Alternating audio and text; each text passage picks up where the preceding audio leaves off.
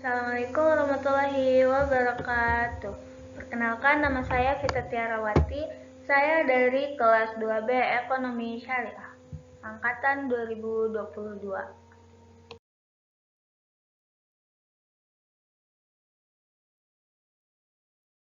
Baik, di video kali ini saya akan mengulas materi dari kelompok 1, yaitu tentang pengertian hukum Islam, syariah, fikih, dan usul fikih.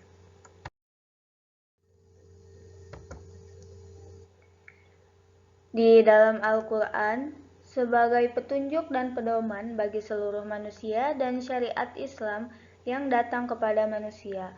Lalu Al-Quran tersebut dijelaskan oleh Nabi Muhammad SAW, baik itu dengan perkataan ataupun perbuatan.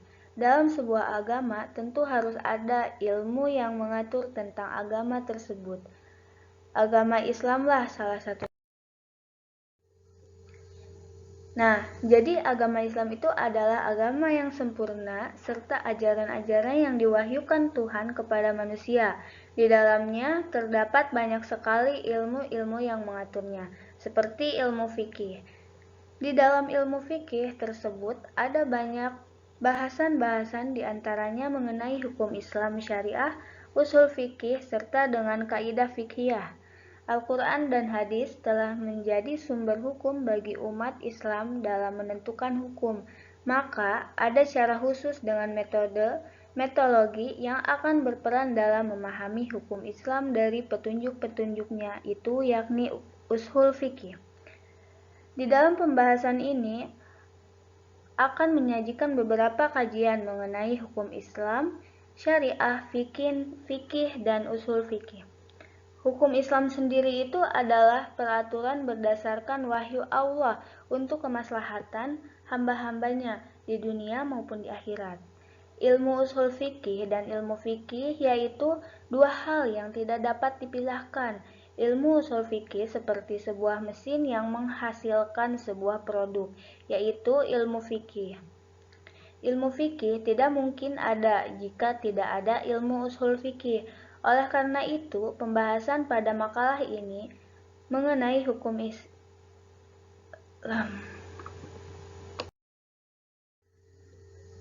Langsung saja kita akan membahas tentang yang pertama itu tentang hukum Islam. Nah, jika berbicara mengenai hukum, secara sederhana terlintas di dalam pikiran kita peraturan-peraturan atau seperangkat norma yang mengatur perilaku manusia dalam suatu masyarakat. Baik itu aturan atau norma tersebut berupa kenyataan yang tumbuh berkembang dalam lingkungan masyarakat, maupun aturan atau norma yang dibuat dengan cara tertentu dan ditegakkan oleh penguasa.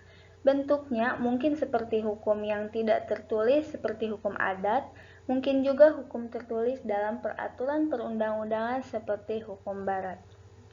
Dalam konsepsi hukum ini, yang diatur hukum ialah hubungan manusia dengan manusia lain dan benda dalam masyarakat. Nah, istilah hukum Islam itu merupakan terjemahan dari Islamic Law. Dalam literatur barat, istilah ini kemudian menjadi populer. Untuk lebih memberikan kejelasan tentang makna hukum Islam, maka perlu diketahui lebih dulu arti masing-masing kata. Kata hukum secara etimologi ialah berasal dari akar kata bahasa Arab, yaitu hakama yahkumu, yang kemudian bentuk masdarnya menjadi hukman. Lafaz al-hukmu adalah bentuk tunggal dari bentuk jamak al-ahkam yang memiliki arti kebijaksanaan. Hal ini dimaksud bahwa orang yang bijaksana, arti lain yang muncul dari akar kata tersebut adalah kendali atau kekangan kuda, yakni bahwa keberadaan hukum pada hakikatnya adalah untuk mengendalikan seseorang dari hal-hal yang dilarang oleh agama, mencegah dari ketidakadilan, kezaliman, penganiayaan, dan menolak mafsadat lainnya. Hukum bermakna memutuskan dan menetapkan dan menyelesaikan semua permasalahan. Selanjutnya, Islam adalah berasal dari kata salima yaslamu salamatan, yang memiliki arti selamat dari bahaya dan bebas dari cacat. Islam bermakna sebagai sebuah ketundukan dan penyerahan diri seseorang hamba saat berhadapan dengan Tuhannya.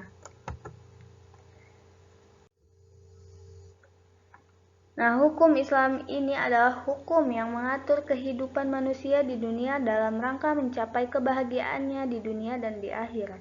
Karena itu, hukum Islam mencakup aturan-aturan yang mengatur perilaku manusia di dunia.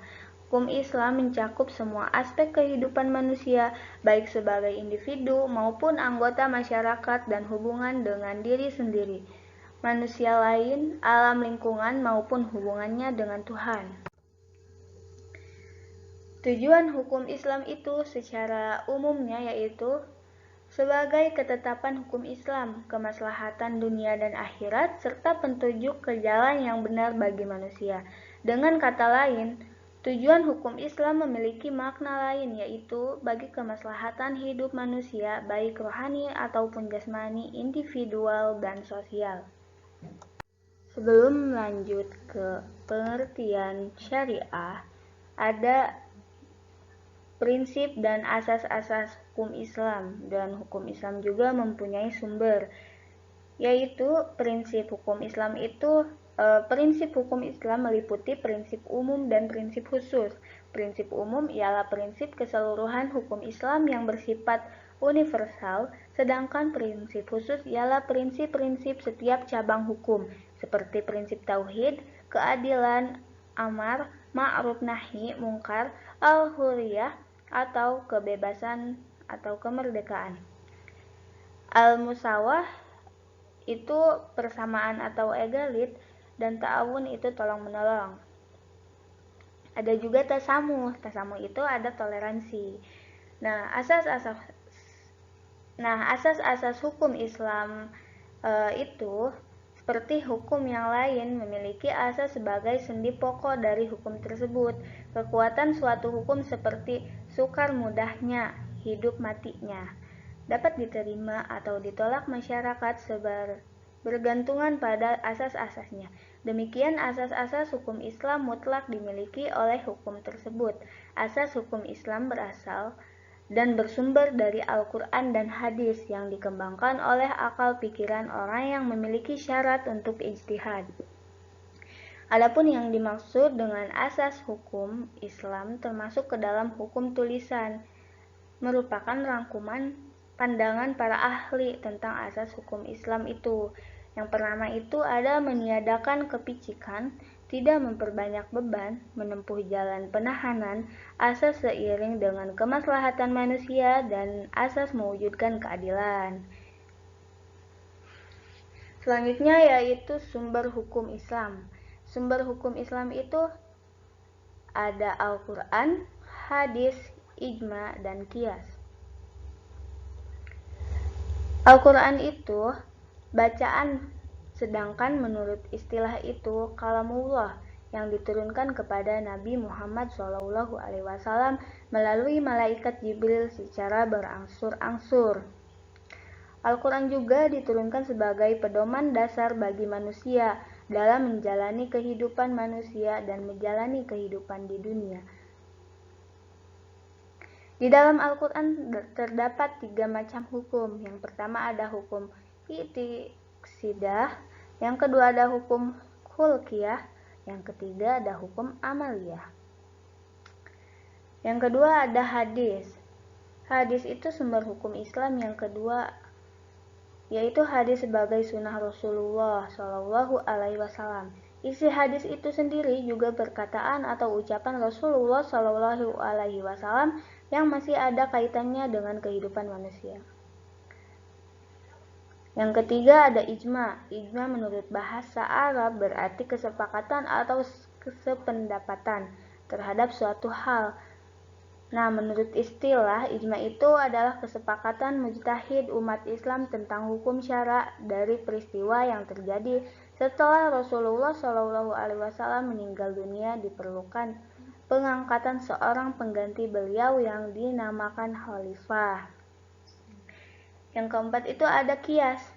Nah, kias itu menurut bahasa ialah pengukuran suatu dengan yang lainnya atau penyamaan sesuatu dengan sejenisnya. Kias menurut ulama ushul adalah menerangkan sesuatu yang tidak ada nasnya dalam Al-Quran dan hadis dengan cara membandingkan dengan sesuatu yang ditetapkan hukumnya berdasarkan nas.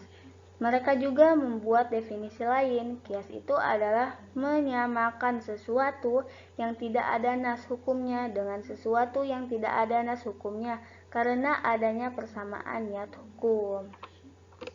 Selanjutnya kita masuk ke pengertian syariah. Syariah itu adalah berasal dari kata syara. Kata ini menurut Ar-Razi dalam bukunya Muhtaros Shihab bisa berarti nahaja atau menempuh.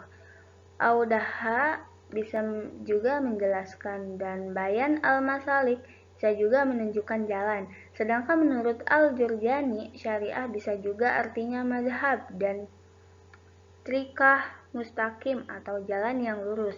Dilihat dari segi ilmu, hukum syariat merupakan norma hukum dasar yang ditetapkan Allah yang wajib diikuti oleh umat Islam berdasarkan iman yang berkaitan dengan akhlak, baik dalam hubungannya dengan Allah maupun sama manusia dan benda dalam masyarakat.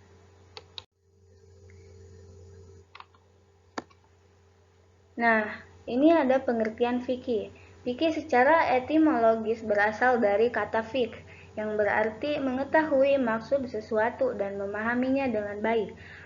Abdul Hamid Hakim dalam kitab As-Sulam mengemukakan makna fikih menurut bahasa adalah mengetahui hukum-hukum agama Islam dengan jalan ijtihad. Muhammad Abu Zahra mendefinisikan istilah fikih ialah mengetahui hukum-hukum syara yang bersifat amaliyah yang dikaji dari dalil-dalilnya secara terperinci. Nah, di sini juga ada pengertian fikih. Fikih adalah pengetahuan yang dihasilkan dari sejumlah hukum syariat yang bersifat cabang yang digunakan sebagai landasan untuk masalah amal perbuatan dan bukan digunakan landasan dalam masalah akidah. Pengertian fikih berbeda dengan syariah, baik dari segi etimologis maupun terminologis. Fikih merupakan pemahaman dan penjelasan atau uraian lebih rinci dari apa yang sudah ditetapkan oleh syariah. Adapun sumber fikih adalah pemahaman atau pemikiran para ulama atau mujtahid terhadap syariah, yaitu Al-Quran dan Sunnah. Selanjutnya yaitu ada ushul fikih. Ushul fikih ialah suatu ilmu yang membicarakan berbagai ketentuan dan kaidah yang dapat digunakan dalam menggali dan merumuskan hukum syariat Islam dari sumbernya. Dalam pemakaiannya, kadang-kadang ilmu ini digunakan untuk menetapkan dalil bagi suatu hukum dan terkadang untuk menetapkan hukum dengan mempergunakan dalil ayat-ayat Al-Quran dan Sunnah Rasul yang berhubungan dengan perbuatan mukhalaf, dirumuskan berbentuk hukum fiqh atau ilmu fikih, supaya dapat diamalkan dengan mudah. Selanjutnya ada kaidah-kaidah fikih. Kaidah-kaidah fikih ini adalah salah satu hal penting sebagai pedoman bagi umat Islam untuk menyelesaikan masalah hukum yang mereka hadapi dalam kehidupan sehari-harinya. Tanpa pedoman, mereka tidak dapat mengetahui batas-batas boleh tidaknya sesuatu itu dilakukan. Mereka juga tidak dapat menentukan perbuatan yang lebih utama untuk dikerjakan atau lebih utama untuk ditinggalkan.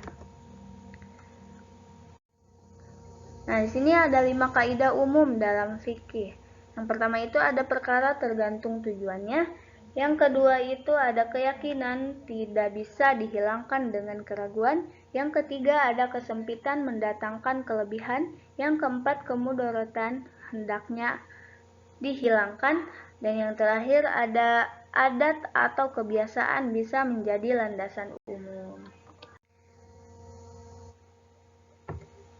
Baik, dari penjelasan yang tadi saya sudah sampaikan, yaitu kesimpulannya itu hukum Islam itu adalah hukum yang mengatur kehidupan manusia di dunia dalam rangka mencapai kebahagiaannya di dunia, di akhirat. karena itu hukum Islam mencakup aturan-aturan yang mengatur perilaku manusia di dunia. Hukum Islam mencakup semua aspek kehidupan manusia, baik sebagai individu maupun anggota masyarakat dan hubungannya dengan diri sendiri, manusia lain, alam lingkungan maupun hubungannya dengan Tuhan. Kedua itu yang dimaksud dengan syariat atau syariah adalah jalan hidup muslim ketetapan-ketetapan Allah Subhanahu wa taala dan ketentuan Rasul-Nya, baik berupa larangan maupun berupa suruhan, meliputi seluruh aspek hidup dan kehidupan manusia serta hukum dan aturan Islam untuk mengatur hubungan manusia dengan Tuhan dan mengatur hubungan mereka dengan yang lain serta untuk mewujudkan kebahagiaan mereka di dunia ataupun akhirat. Yang ketiga itu tadi ada fikih. Nah, fikih itu ilmu yang bertugas menentukan dan menguraikan norma-norma hukum dasar yang terdapat di dalam Al-Quran dan ketentuan-ketentuan umum yang terdapat di dalam sunnah Nabi yang direkam dalam kitab-kitab hadis. Yang terakhir itu ada ushul fikih. Nah, menurut aslinya kata ushul fikih itu kata yang berasal dari bahasa Arab yaitu ushul fiqh, yang berarti asal usul fiqh. Menurut istilah yang digunakan para ulama, usul fiqh ini ialah suatu ilmu yang membicarakan sebagai ketentuan dan kaidah yang dapat digunakan dalam menggali dan merumuskan hukum syariat Islam dari sumbernya.